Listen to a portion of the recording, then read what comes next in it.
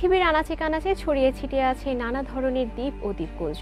এমন অনেক দ্বীপ রয়েছে যেসব জায়গায় জড়িয়ে আছে বিভিন্ন রকমের রহস্য ও লোককথাও। তবে ইলহা দা কুয়েইমাডা গ্র্যান্ডে নামের দ্বীপের রহস্যের পাশাপাশি রয়েছে সাপের আনাগোনা। আনাগোনা বললেও আসলে ভুলই বলা হবে। এই দ্বীপে শুধু সাপেরই একচেটিয়া বাস। ব্রাজিলের বৃহত্তম শহর সাও পাওলো থেকে প্রায় 150 কিলোমিটার দূরে এই দ্বীপে কেউ পা রাখার সাহস দেখান না। সেখানকার সরকারও ওই দ্বীপে মানুষের প্রবেশ নিষিদ্ধ ঘোষণা করেছে। প্রায় 11,000 বছর আগে সমুদ্রপৃষ্ঠের উত্থানে ব্রাজিলের মূল ভূভাগ থেকে এটা দ্বীপে পরিণত করে।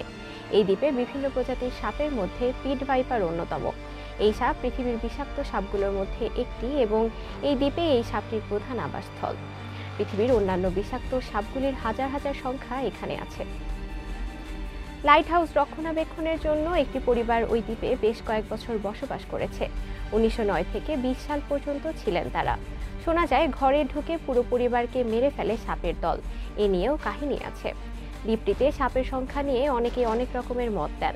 4,30,000 বর্গমিটারের এই দ্বীপটিতে কমপক্ষে 4,30,000 সাপ রয়েছে। হিসেব মতে প্রতি বর্গমিটারে একটি করে রয়েছে 41টি প্রজাতির পাখি, আর এজন্যই দ্বীপটিকে সাপের দ্বীপ বা আইল্যান্ড অফ স্নেক বলা হয়।